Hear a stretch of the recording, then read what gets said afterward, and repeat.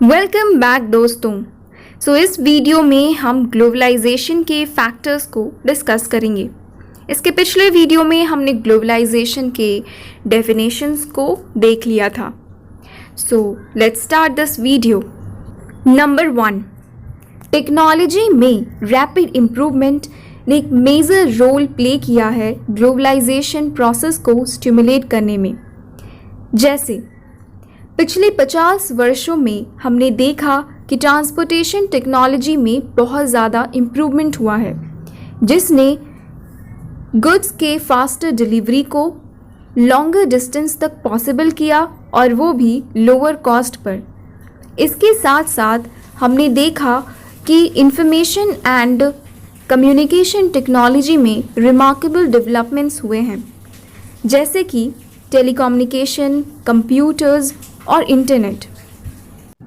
Telecommunication facilities की मदद से हम दुनिया भर में अपनी जान पहचान के लोगों के साथ कांटेक्ट में रह सकते हैं और उनसे इंफॉर्मेशंस इंस्टेंटली एक्सेस कर सकते हैं। आज हम सभी के पास इंटरनेट सर्विसेज का एक्सेस है। इसके थ्रू हम अपनी ज़रूरत की इंफॉर्मेशंस ऑब्टेन कर सकते हैं या शेयर कर सकते हैं। इंटरनेट हमें ये भी अलाउ करता है कि हम एक नेग्लिजिबल कॉस्ट पे इंस्टेंट मेल्स या voice mails across the world अपने पर्सनल या प्रोफेशनल काम के लिए सेंड कर सके या उसे रिसीव कर सके। ये सारी बातें थी हमारे ग्लोबलाइजेशन के एक फैक्टर पे, दैट इज़ टेक्नोलॉजी। हमारा दूसरा फैक्टर है liberalisation of foreign trade and investment policy. इसे समझने के लिए हम लौटेंगे अपने चाइनीज़ टॉय इन इंडिया वाले एग्जाम्पल में। और यदि आपने इस वीडियो को नहीं देखा हो तो बेटर अंडरस्टैंडिंग के लिए आप इस वीडियो को रेफ़र कर सकते हैं, जिसका लिंक डिस्क्रिप्शन में दिया गया है। Back to the topic. इस एग्जाम्पल में यदि इंडियन गवर्नमेंट ने इम्पोर्ट्स पर टैक्सेस लगा दिए होते तो क्या होता? अब चाइनीज़ टॉयज़ इम्पोर्टर्स को टैक्सेस भी पे करने पड़ते, और इसकी वजह से अब इन टॉयज़ का इंडियन मार्केट में प्राइसेस बढ़ जाता।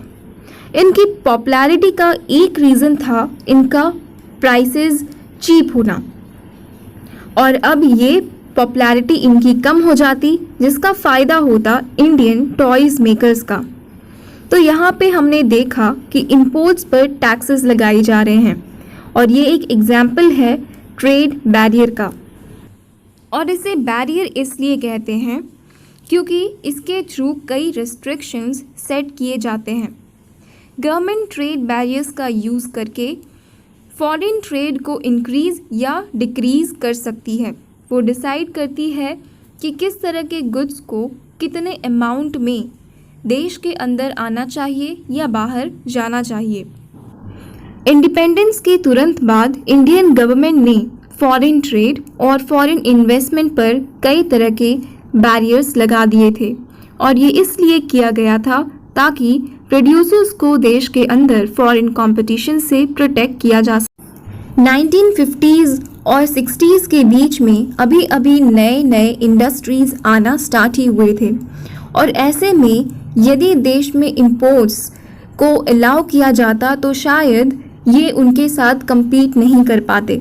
इसीलिए इंडिया में सिर्फ बहुत ज़्यादा एसेंशियल आइटम्स जैसे कि मशीनरी, फर्टिलाइज़र्स, पेट्रोलियम जैसे चीज़ों का ही आयात या इंपोर्ट अलाउ किया गया था। 1991 की शुरुआत में हमारे देश के पॉलिसीज़ में कुछ फार रिचिंग चेंजेस लाए गए। गवर्नमेंट ने डिसाइड किया कि अब इंडियन प्रोड्यूसर्स को बाहर के देशों के प्रोड्यूसर्स के साथ compete करना चाहिए। उस समय ये फील किया गया कि इससे प्रोड्यूसर्स को अपनी परफॉर्मेंस इंक्रीज़ करनी होगी, क्योंकि कंपटीशन की वजह से उन्हें अपनी क्वालिटी को इम्प्रूव करना पड़ेगा। और इस डिसीज़न को पावरफुल इंटरनेशनल ऑर्गेनाइजेशंस ने भी सपोर्ट किया।